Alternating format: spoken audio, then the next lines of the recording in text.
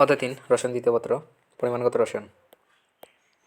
গ্যাসের মোলার আয়তন, তারপর হচ্ছে গ্রামাণবিক পর্ব আছে মূল্য সংখ্যা, তারপর হচ্ছে সংখ্যা কোনো রাসায়নিক সাথে এবং হচ্ছে পদার্থের আণবিক ভরকে তারপর হচ্ছে গ্রামে প্রকাশ করলে তারপর যে পরিমাণ পাওয়া যায়। তারপর হচ্ছে আধুনিক সংখ্যা হচ্ছে কার্বন এক্সক্লুশনে 12 গ্রাম 6.022 ইন্টু 1023 কেজি কার্বন কণা থাকে। তারপর হচ্ছে কোনো পদার্থের যত গ্রাম পড়ে তারপর হচ্ছে সমসংখ্যক অণু বা পরমাণু বা আয়ন থাকে। তারপর হচ্ছে তদ্ভুত বা তাৎপর্য হচ্ছে যে কোনো রাসায়নিক বিক্রিয়া এবং প্রয়োজনীয় পদার্থ এবং মোল এবং হচ্ছে হিসাবে এবং উচ্চারণ করা হয়ে থাকে মূল একক কোনো এবং হচ্ছে প্রোটন অন্যান্য সংখ্যা এবং হচ্ছে বন্ধন সংখ্যার ক্ষেত্রে প্রযোজ্য হয়ে থাকে।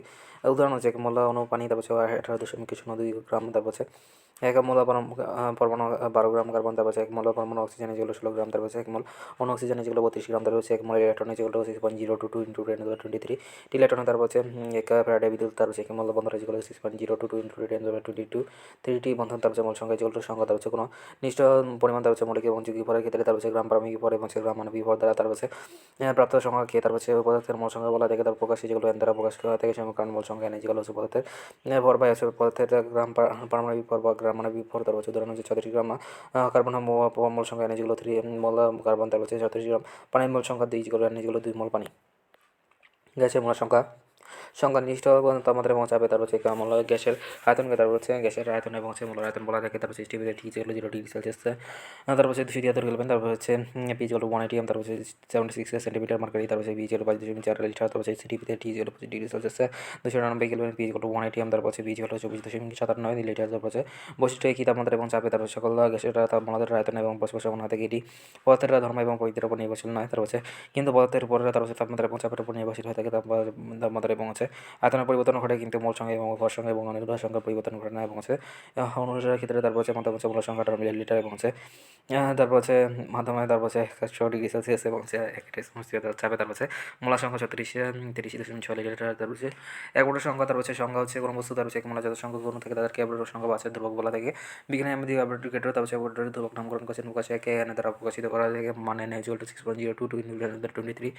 তারপর হচ্ছে গোটার সংখ্যার, তারপর হচ্ছে মূলায়তন, তারপর হচ্ছে গ্রাম মানবিক ভর, তারপর হচ্ছে গ্রাম অনু, তারপর হচ্ছে গ্রাম এসটিভিতে 22.4 6.023 ইন্টু 1023, তারপর হচ্ছে গ্রাম, তারপর হচ্ছে গ্রাম পরমাণু যেগুলো এক মোল, তারপর 6.023 ইন্টু 1023 অনু, তারপর হচ্ছে 3টি অনু যেগুলো গ্রাম মানবিক ভর বা হচ্ছে 6.023 ইন্টু 1023, তারপর হচ্ছে মাধ্যমে হচ্ছে অনুসংখ্যা, তারপর হচ্ছে মাধ্যমে হচ্ছে 6.023 ইন্টু 1023, তারপর হচ্ছে পদার্থের গ্রাম মানবিক ভরটি এসটিভিতে এবং হচ্ছে তারপর হচ্ছে গ্যাসের আয়তন সংখ্যা 22.4 এবং হচ্ছে গ্যাসের গ্রাম মানবিক সংখ্যা লিটার, তারপর হচ্ছে এসটিভিতে একটি গ্যাসীয় অনু সংখ্যা তারপর হচ্ছে 22.4 6.023 ইন্টু 1023 লিটার, তারপর হচ্ছে এসটিভিতে 1 লিটার গ্যাসের অনু সংখ্যা, তারপর হচ্ছে 6.023 ইন্টু 1023, তারপর হচ্ছে 22.4 টি, তারপর হচ্ছে মোলের একটি পরমাণু সংখ্যা, তারপর হচ্ছে মোলের, তারপর হচ্ছে গ্রাম মানবিক ভর 6.023 ইন্টু 1023 গ্রাম, তারপর হচ্ছে দশক সংখ্যা হিসেবে বানানোর ক্ষেত্রে সরাসরি অংশগ্রহণ এবং দ্রবণের পরিবর্তিত থাকে সীমিত বিক্রিয়ক। তারপর হচ্ছে দর্শক আয়না যে আয়না তারা সরাসরি বিক্রিয়া অংশগ্রহণ করেন তাদেরকে দ্রবণে পরিবর্তিত থাকে। তারপর হচ্ছে সীমিত বিক্রিয়ক দ্বিবাদক থেকে বিক্রিয়ক সমীকরণ হতে যে বিক্রিয়টি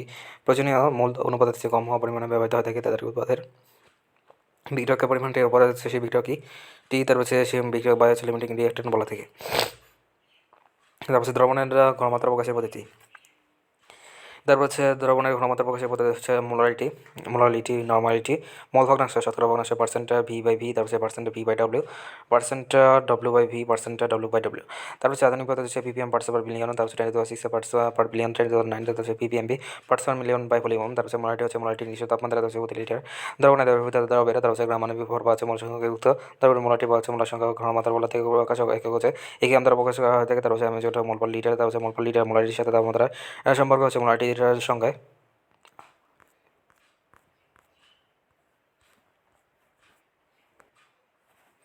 মোলাটিরা দ্রবণের প্রকারভেদ, মোলা দ্রবণ হচ্ছে নিশ্চিত তাপমাত্রায় তারপর হচ্ছে দ্রবণের প্রতি লিটার বা হচ্ছে একাডেমিক এক মোলা দ্রব দ্রবীভূত থাকে 25 ডিগ্রি সেলসিয়াস সে, তারপর হচ্ছে 1 লিটার দ্রবণ 106 গ্রাম সোডিয়াম কার্বনেট দ্রবীভূত থাকলে হচ্ছে মোলা দ্রবণ, তারপর হচ্ছে 300 তাপমাত্রায়, তারপর হচ্ছে দ্রবণের তারপর হচ্ছে প্রতি লিটার বা হচ্ছে বা একাডেমিক বা আয়তনে তারপর হচ্ছে হাফা মোলা দ্রব দ্রবীভূত থাকলে, তারপর হচ্ছে উদাহরণ হচ্ছে 25 ডিগ্রি সেলসিয়াস তাপমাত্রা 1 লিটারে 53 গ্রাম সোডিয়াম কার্বনেট দ্রবীভূত থাকলে, তারপর হচ্ছে ডেসি মোলা দ্রবণ, তারপর হচ্ছে এই নিশ্চিত তাপমাত্রা তারপর হচ্ছে প্রতি লিটার বা হচ্ছে একাডেমিক বা আয়তনে তারপর হচ্ছে 1/10 মোল দ্রবীভূত থাকলে যেমন আছে 25 ডিগ্রি সেলসিয়াসে তারপর ক্লিয়ার দ্রবণ 10.6 তারপর সোডিয়াম কার্বনেট দ্রবীভূত থাকলে সেন্টিমোলার দ্রবণ, তারপর সেটি নিশ্চিত তাপমাত্রা তারপর দ্রবণের প্রতি লিটার পাওয়া যায় একাডেমিক লিটার আয়তনে, তারপর 1/100 তারপর মোল দ্রব দ্রবীভূত থাকলে তারপর 25 ডিগ্রি সেলসিয়াসে তারপর ক্লিয়ার দ্রবণে তারপর 1.06 সোডিয়াম কার্বনেট দ্রবীভূত থাকলে মিলিমোল পার লিটার তারপর মিলিগ্রাম পার ডিএল না তারপর এককের পারস্পরিক সম্পর্ক হচ্ছে m/10 না তারপর তারা গুণ তারপর মিলিগ্রাম পার ডিএল m/10 না তারপর তারা ভাগে তারপর মিলিমোল পার লিটার তারপর গ্লুকোজ বিফোর 180 তারপর মিলিমোল তারপর পার লিটার তারপর 180 ভাগে হচ্ছে 10 তারপর 18 মিলিগ্রাম পার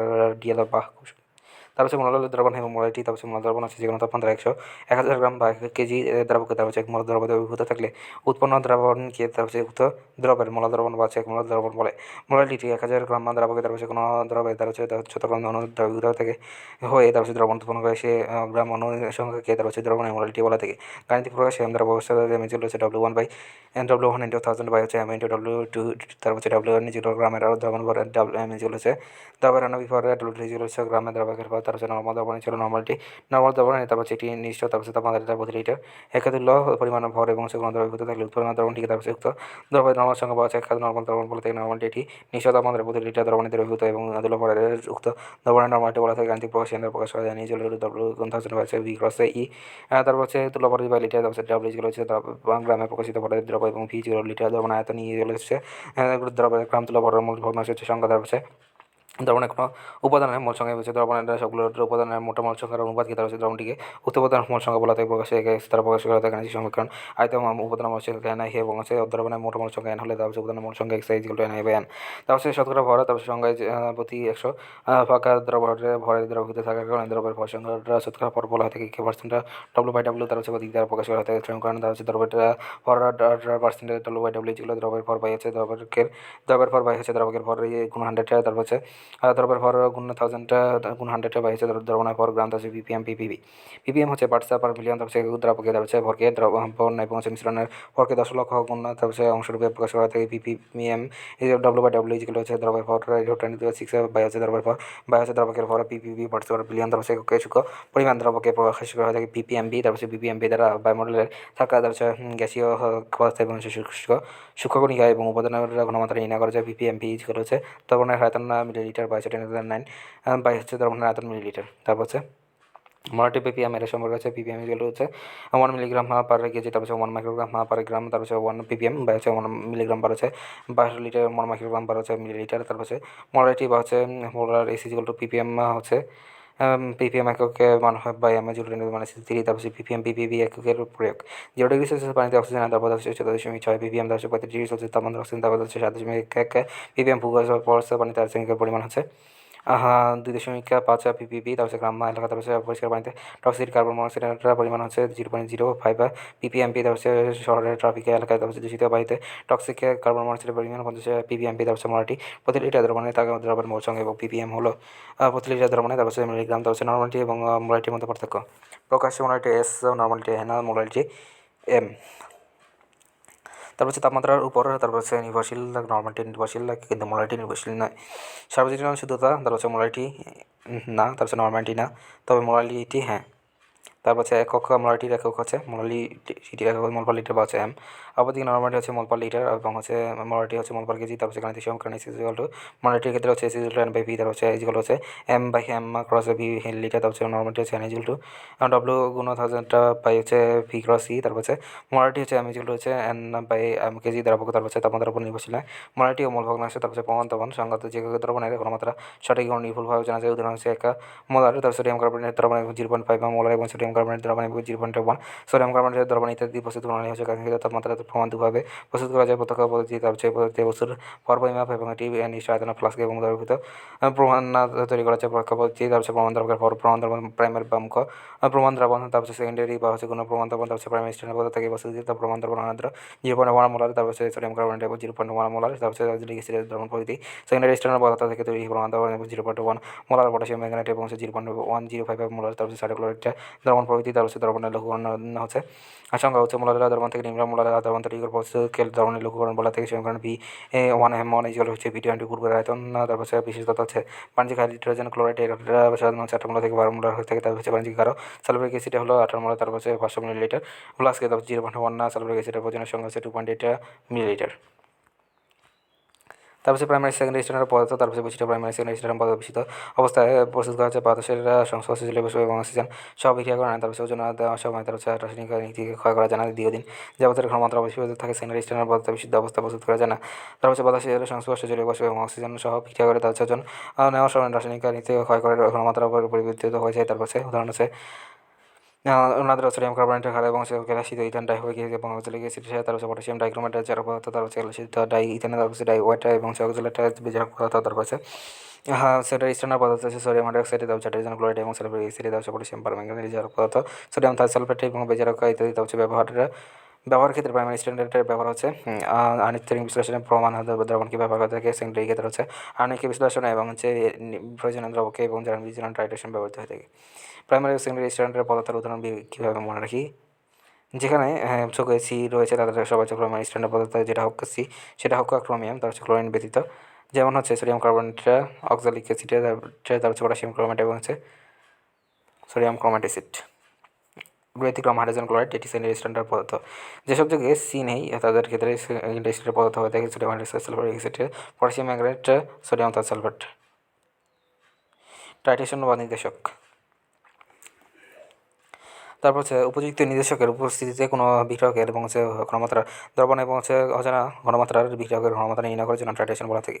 অ্যাসিড ক্ষার টাইট্রেশন মূলত হচ্ছে অ্যাসিড ক্ষার এবং টাইট্রেশন মূলত হলো PA MA বাই X হচ্ছে PBMB, তারপর ওয়াই হচ্ছে PA যেগুলো হচ্ছে অ্যাসিডের আয়তন, MA যেগুলো হচ্ছে অ্যাসিডের শুধুমাত্রা VB যেগুলো হচ্ছে ক্ষারের আয়তন, এবং হচ্ছে PB যেগুলো ক্ষারের শুধুমাত্রা X যেগুলো ক্ষারের অম্লতা, ওয়াই যেগুলো অম্লের ক্ষারকতা।